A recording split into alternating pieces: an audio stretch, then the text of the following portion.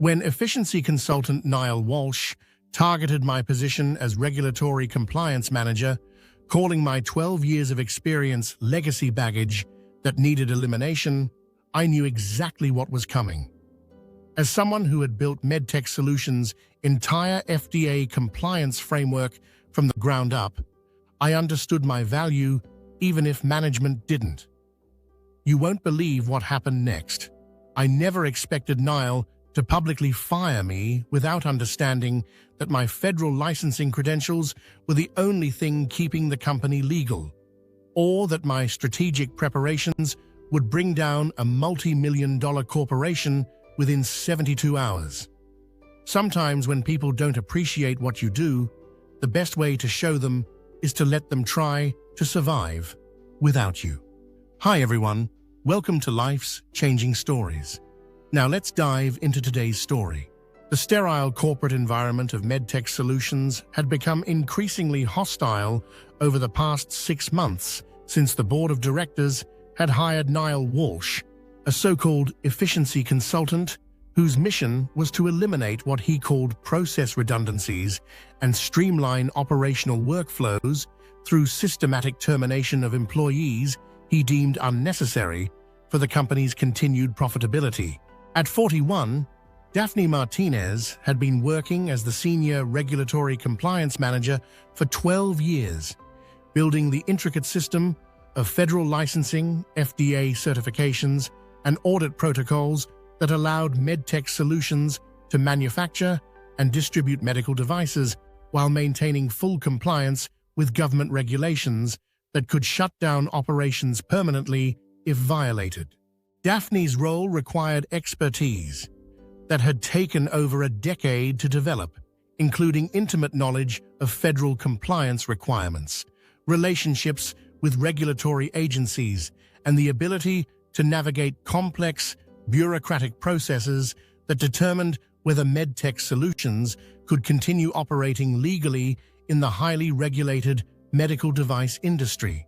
Her work was largely invisible to company executives who focused on sales figures and profit margins, but it formed the foundation that made every other business function possible by ensuring that products could be manufactured, shipped, and sold without triggering government investigations or regulatory sanctions. Niall Walsh had arrived at MedTech Solutions with a reputation for dramatic cost reductions and efficiency improvements that impressed boards of directors who were facing pressure from shareholders to increase profitability in competitive markets. At 35, Niall specialized in identifying employees whose contributions were difficult to quantify in traditional business metrics, targeting positions that seemed redundant or outdated to executives who didn't understand the technical complexities of regulatory compliance and federal licensing requirements. From his first day at MedTech Solutions, Niall had made it clear that he viewed Daphne's position as legacy infrastructure that needed to be eliminated as part of his modernization strategy. He used corporate buzzwords and management consulting jargon to dismiss her 12 years of specialized experience as outdated processes that could be replaced by younger employees with more agile workflows and digital native approaches to regulatory management.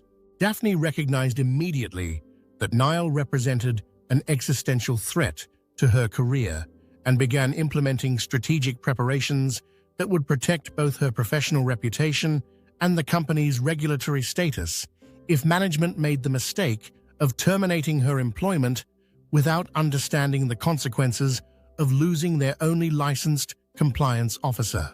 Working late into the evening while Niall was reviewing personnel files and preparing his efficiency recommendations, Daphne carefully saved and backed up every licensing document, federal renewal timestamp, and internal compliance protocol that was tied to her personal credentials and signature authority. She encrypted these files and stored them in a private cloud account under innocuous file names like Holiday Recipe Collection and Book Club Reading List, ensuring that her decade of regulatory work would be preserved even if she lost access to company systems. Daphne also verified her credentials across 3 federal platforms, confirming that her active certifications, renewal control privileges, and audit clearance authorizations were properly documented and linked to her personal licensing identification numbers rather than generic company accounts that could be transferred to other employees. Most importantly, Daphne printed and studied Section 8D of her employment contract, which clearly stated that in the event of involuntary termination, all company-paid licensing responsibilities and regulatory certifications shall be considered void, and all credentials will be formally rescinded within 48 hours of contract nullification. This clause had been inserted years earlier to protect the company from potential liability if terminated employees retained access to sensitive regulatory systems, but it also meant that firing Daphne would automatically revoke the licenses that kept MedTech Solutions operating legally. Before leaving the office that evening, Daphne exported, encrypted, and compressed her complete database of 47 active compliance certificates, renaming it Staff Birthday Party Planning and emailing it to her personal account while clearing her Sent Items folder to avoid detection. This database contained tracking information for every federal certification, expiration date, governing regulatory body, and signature authority that determined MedTech Solutions' legal standing with multiple government agencies. The next week, management announced that all employees would need to re-interview for their evolved roles as part of what Niall described as a team-building exercise designed to optimize departmental structures and eliminate inefficiencies. Newer employees approached these meetings with enthusiasm, believing that Niall's attention meant they were being considered for advancement opportunities, while more experienced staff members recognized the interviews as thinly disguised termination proceedings. When Daphne's interview was scheduled, she arrived carrying nothing except a notepad, having decided that presenting a traditional resume would be pointless when Niall had already made his decision about her future with the company. "I see you've been with us for 12 years, Niall said, consulting his laptop while reviewing what appeared to be an organizational chart that showed Daphne's name crossed out under regulatory stewardship and marked as position to be reassigned. That's quite a bit of institutional knowledge, though we're looking at ways to modernize our compliance approach." Niall clicked on a tab labeled Q4 License Optimization Plan, which included a comment asking, "Can this be transferred to junior staff?"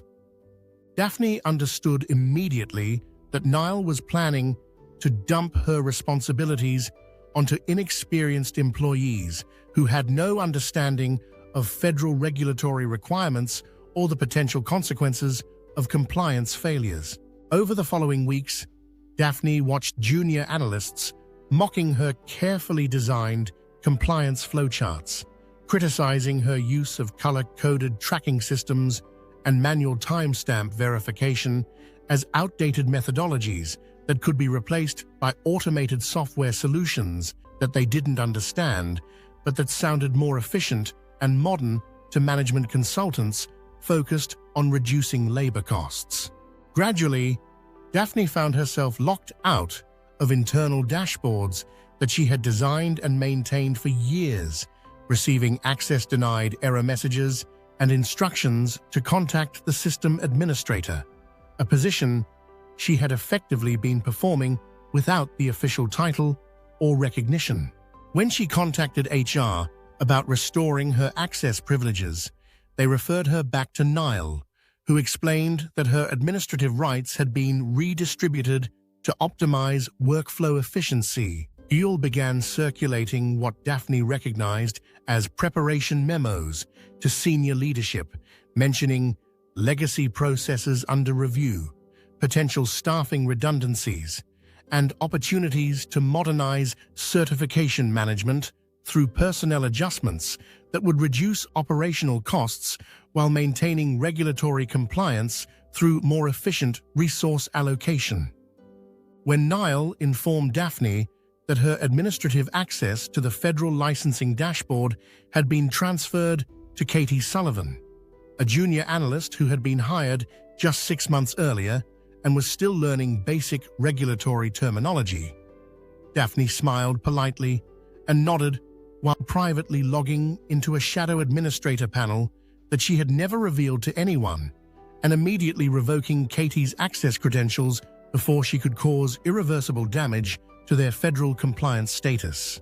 During her lunch break, Daphne visited a notary office and had her voluntary relinquishment of licensing authority form officially notarized, though she kept it unsigned until the appropriate moment to activate the clause that would formally sever her connection to MedTech Solutions' regulatory credentials.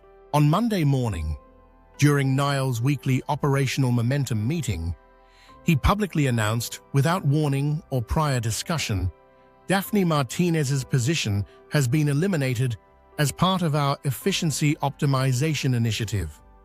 Daphne stood up calmly, maintaining professional composure, while requesting a printed copy of her termination paperwork, despite Niall's insistence that everything is handled digitally now.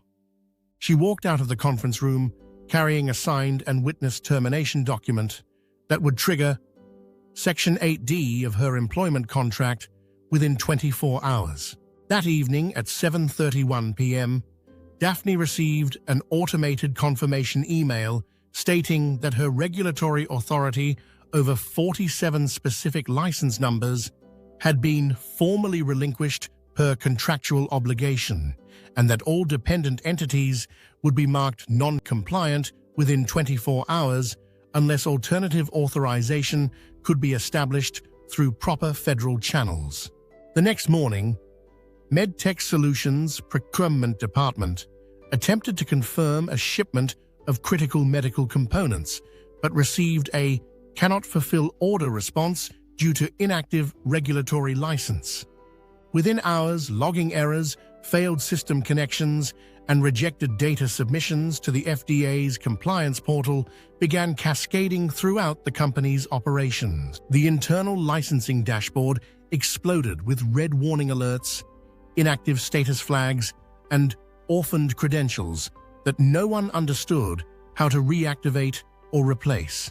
When panicked employees contacted Niall for guidance, he suggested simply updating contact information in the federal systems, not understanding that contact modifications required certification, reauthorization that could only be performed by licensed compliance officers with proper federal credentials.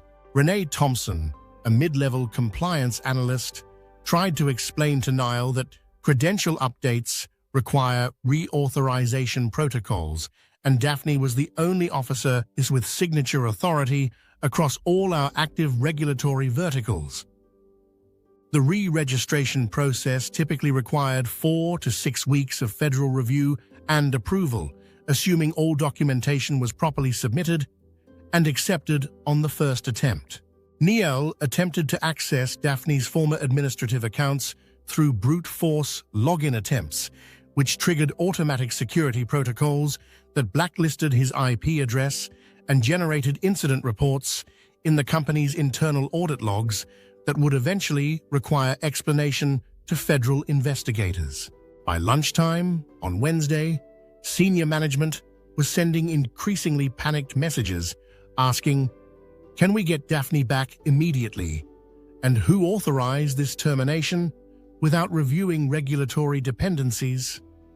On Friday morning, MedTech Solutions received notification of a randomized FDA inspection scheduled for 10:00 a.m., the type of routine audit that Daphne had been preparing for annually through careful documentation and compliance verification procedures. However, when federal auditors arrived and requested to meet with the licensed compliance officer, company representatives had to admit that no such person was currently employed by MedTech Solutions. Federal regulations prohibited auditors from accessing secured manufacturing areas without a properly licensed compliance officer present, to verify that all protocols were being followed correctly, effectively halting the inspection and triggering additional compliance violations that would require formal response within specified timeframes. Niall desperately tried to reinstate Daphne's credentials through the federal licensing portal, but received access denied and user not found error messages that indicated her voluntary relinquishment had been processed and accepted by regulatory authorities. The government help desk confirmed that credential reinstatement required complete recertification through a 4 to 6 week review process that couldn't be expedited for any reason.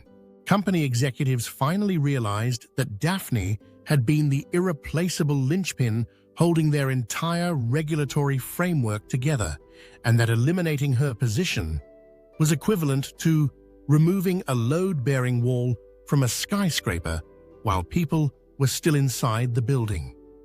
Every vendor contract and client agreement that depended on certified compliance for active projects would be in technical breach within hours, exposing MedTech Solutions to lawsuits, federal penalties, and the potential loss of manufacturing licenses that had taken years to obtain and maintain.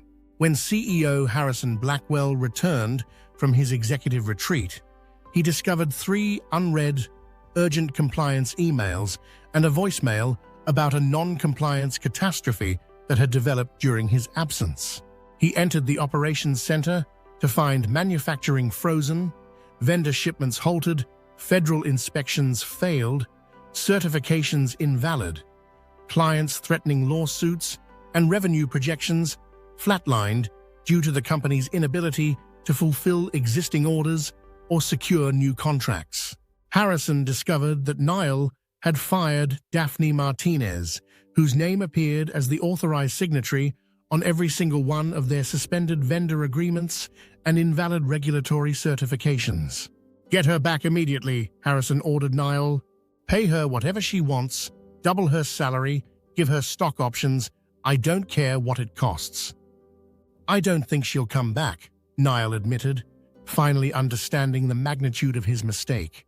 3 days later, MedTech Solutions sent Daphne an offer for an immediate senior consulting role with a 6-month minimum contract, reduced base salary but generous performance bonuses, and a comprehensive non-disclosure agreement that would prevent her from discussing the circumstances of her termination with competitors or industry publications. Daphne composed a brief reply. "I don't return to burning buildings, especially ones where I was deliberately pushed into the fire for efficiency optimization. Please find attached my signed termination documentation, confirmation of license revocation, and a screenshot of your compliance dashboard showing my credentials listed as inactive irreplaceable." 3 weeks later, Daphne was announced as the Director of Regulatory Strategy at BioCore Industries, MedTech Solutions' primary competitor. Her new company immediately secured contracts with Omega Medical and Viarc Technologies, with both clients citing continuous compliance confidence as the primary factor in their decision to switch vendors. Daphne brought her regulatory expertise, industry reputation, and comprehensive knowledge of federal compliance requirements that couldn't be replicated through software automation or transferred to inexperienced junior staff members. Meanwhile, MedTech Solutions remained trapped in regulatory limbo, with their compliance dashboard permanently displaying red warning indicators, rejected license renewal applications, daily federal penalty assessments, cancelled vendor relationships, and furious clients demanding explanations for delayed shipments and quality certification failures. Niall Walsh was demoted to Associate Project Coordinator and assigned to menial administrative tasks that reflected his actual value to the organization now that his efficiency optimization had nearly destroyed the company's ability to operate legally.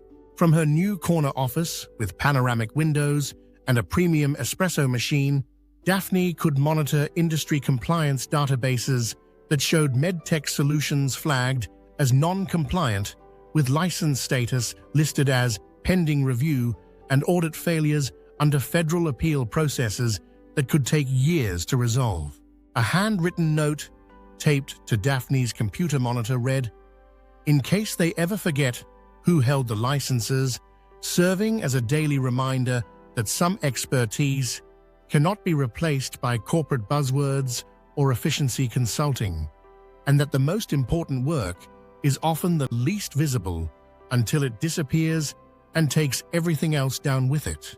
Daphne's story became a cautionary tale about the dangers of treating specialized knowledge as expendable overhead rather than recognizing it as the foundation that makes everything else possible.